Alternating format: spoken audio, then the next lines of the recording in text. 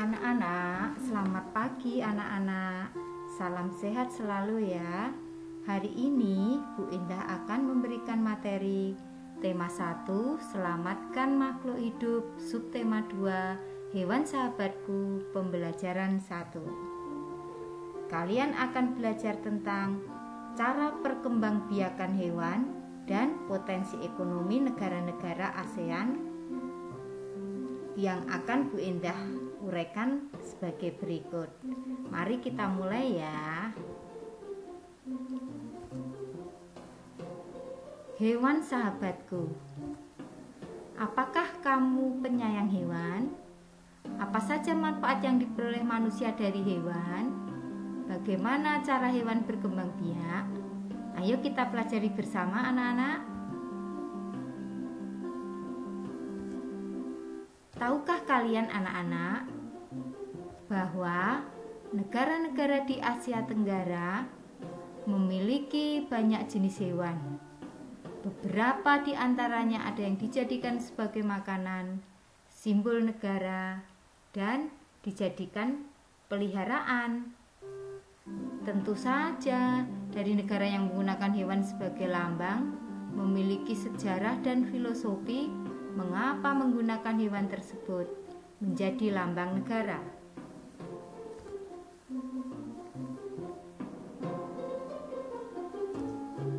Contoh negara-negara anggota ASEAN yang memakai simbol hewan antara lain adalah Myanmar, Kamboja, dan Thailand. Contohnya adalah gajah putih. Itu adalah hewan yang dianggap suci di sana. Mengapa gajah putih adalah usaha yang sangat mahal? Menjaga gajah putih itu karena pemiliknya harus menyediakan makanan khusus untuk gajah. Nah, ini gambarnya ya. Simbolnya seperti ini. Kemudian negara Vietnam. Sebagai negara agraris, tentu saja kerbau memiliki kontribusi yang sangat penting. Vietnam menganggapnya sebagai hewan keluarga yang sangat dekat dan berjasa bagi rakyat, khususnya di kalangan petani. Apresiasi besar kerbau air pun dijadikan hewan nasional.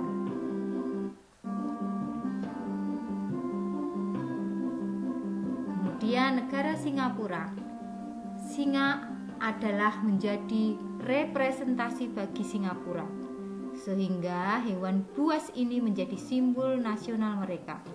Menurut sejarawan bernama John Drysdale tahun 1984, hewan ini menjadi gambaran bagi pemerintahan The Fine City yang baru dan penuh semangat.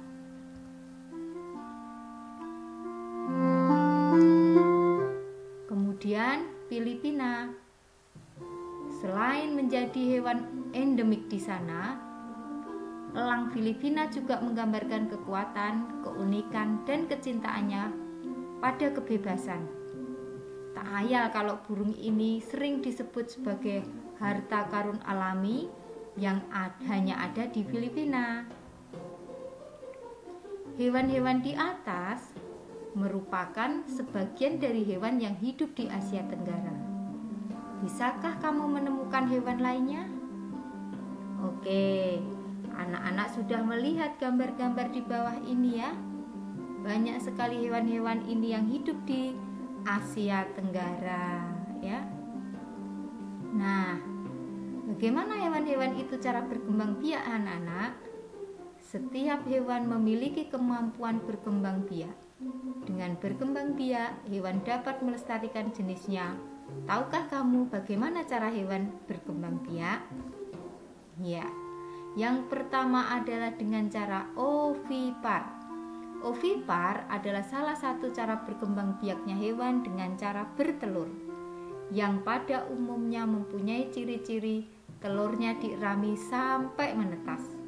Ovipar merupakan embrio yang berkembang dalam telur dan dilindungi oleh cangkang. Embrio mendapat makanan dari cadangan makanan yang ada di dalam telur. Telur dikeluarkan dari tubuh induk betina lalu dierami hingga menetas menjadi anak. Ovipar terjadi pada burung dan beberapa jenis reptil. Yang kedua adalah vivipar. Vivipar adalah salah satu cara perkembangbiakan hewan dengan cara melahirkan. Cara perkembangbiakan ini pada umumnya terjadi pada mamalia atau hewan menyusui. Contoh hewan vivipar seperti kera, gajah, kuda, sapi, paus, anjing, harimau, jerapah, kambing, kerbau, kucing, singa, dan unta.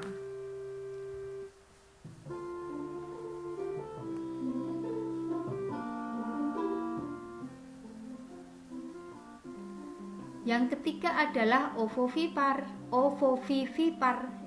Ovovivipar adalah salah satu cara berkembang biaknya hewan, yaitu dengan cara bertelur dan beranak. Embrionya berkembang di dalam telur dan telur tetap berada di dalam tubuh induknya sampai telur itu menetas. Contohnya seperti gambar yang kalian lihat di tayangan itu ya anak-anak. Berikutnya ya. Wah, luar biasa ya ciptaan Tuhan itu. Hewan-hewan yang ada sangat membantu. Membantu siapa? Penduduk di kawasan Asia Tenggara dalam kegiatan ekonominya. Nah, bagaimana kondisi geografis di Asia Tenggara itu ya? Sehingga hewan-hewan itu bisa membantu penduduknya, sehingga penduduknya pun dapat memanfaatkan hewan dalam kehidupan sehari-hari. Misalnya, ikan banyak dijual dan dikonsumsi. Hewan ternak banyak yang dijual di dalam negeri, bahkan sampai ada yang mengekspornya. Sekarang Bu Indah akan membahas potensi ekonomi negara-negara ASEAN, yaitu Brunei Darussalam, Filipina, Indonesia, Kamboja, Laos, Malaysia, Myanmar, Singapura, dan Vietnam. Sekarang kita mulai dari Brunei Darussalam ya. Negara ini terkenal dengan kekuatan sumber daya alam berupa minyak bumi dan gas alam. Brunei menjadi negara di Asia Tenggara yang memiliki pendapatan per kapita tertinggi karena gas alamnya. Filipina adalah sebuah negara kepulauan yang mata pencaharian sebagian besar penduduknya adalah di bidang pertanian. Filipina berhasil menjadi salah satu negara di dunia yang dapat membangun dan mengembangkan pertaniannya dengan baik. Beberapa produk unggulan hasil pertaniannya diekspor ke berbagai negara seperti nanas, padi, kelapa, dan gula. Hasil pertanian ini juga yang menunjang perkembangan ekonomi negara ini. Kemudian Indonesia, negara kita. Sebagai negara kepulauan terbesar di kawasan ini, Indonesia memiliki ragam sumber daya alam yang sangat kaya. Banyak hal yang dapat dikembangkan untuk memperkuat perkembangan ekonomi Indonesia. Saat ini, Indonesia mengekspor minyak dan gas bumi, tekstil, dan produk-produk dari kayu. Pertambangan menjadi salah satu pintu masuk para pengusaha mancanegara ke Indonesia. Keindahan alam Indonesia pun merupakan daya tarik yang sangat besar menjadi sumber devisa negara dari sektor pariwisata. Kemudian Kamboja. Di Kamboja mengalir Sungai Mekong. Daerah di sekitar Sungai Mekong merupakan daerah yang subur. mata pencarian penduduk Kamboja adalah pertanian. Hasil pertanian Kamboja yang besar adalah padi dan karet. Kemudian Laos. Laos itu bertetangga dengan Kamboja. Negara ini dilewati oleh aliran Sungai Mekong juga. Sama seperti di Kamboja, kegiatan pertanian banyak dilakukan di sepanjang aliran sungai ini. Sebagian besar hasil pertanian dinikmati oleh masyarakat Laos. Oke, kita teruskan ke negara Malaysia.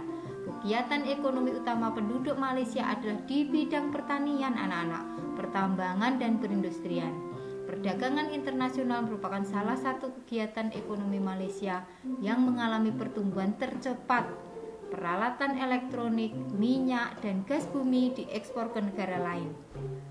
Produk dari kayu, minyak sawit, karet, tekstil, sepatu, dan bahan-bahan kimia diperdagangkan di dunia internasional. Wah, hebat ya anak-anak.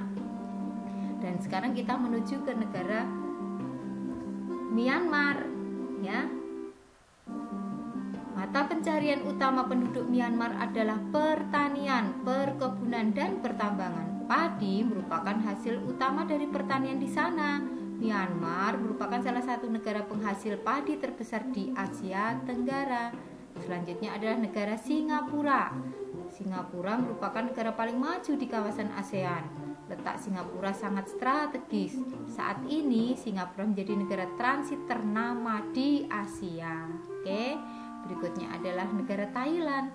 Thailand sering disebut sebagai lumbung padi di Asia Tenggara. Padi memang merupakan hasil pertanian terbesar dari negara ini. Selain itu, perkebunan, kehutanan, pertambangan, dan industri juga merupakan kegiatan ekonomi penduduk Thailand. Saat ini, penghasilan utama Thailand adalah sektor pariwisata. Keunikan bangunan budaya di Thailand menjadi daya tarik tersendiri bagi para wisatawan mancanegara. Kemudian kita ke Vietnam. Setelah pulih dari perang Vietnam, negara ini mulai berkembang di berbagai sektor perekonomiannya. Pariwisata dan turisme mendukung perkembangan ekonomi. Bidang penduduk lainnya seperti usaha jasa di bidang perhotelan, restoran, serta transportasi juga turut berkembang pesat. Nah anak-anak, sudah selesai ya pemaparan materi dari Bu Enda. Sekarang kalian akan guru kasih tugas.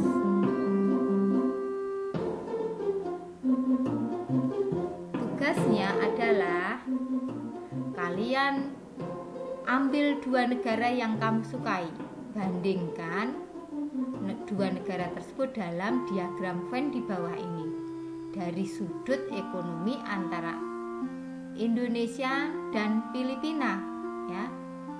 Jadi kalian tidak perlu menentukan negaranya, tetapi Bu Guru pilihkan aja, yaitu antara Indonesia dan Filipina saja. Tulis tugas ini di bukumu dan kerjakan serta tulis dengan rapi, supaya ketika Bu Guru memberi penilaian, nilai kamu menjadi nilai yang tinggi ya anak-anak. Tidak lupa, kalian tidak boleh malas. Tetap patuh pada orang tua, jaga kesehatan, dan kamu harus terus menjaga keceriaanmu, kegembiraanmu agar imun tubuh kamu menjadi lebih baik. Ya anak-anak, sampai di sini pelajaran hari ini. Terima kasih atas perhatian anak-anak. Dan kata-kata yang terakhir adalah lingkungan yang sehat menjadikan badan sehat dan kuat. Jangan rusak badanmu dengan narkoba. Terima kasih.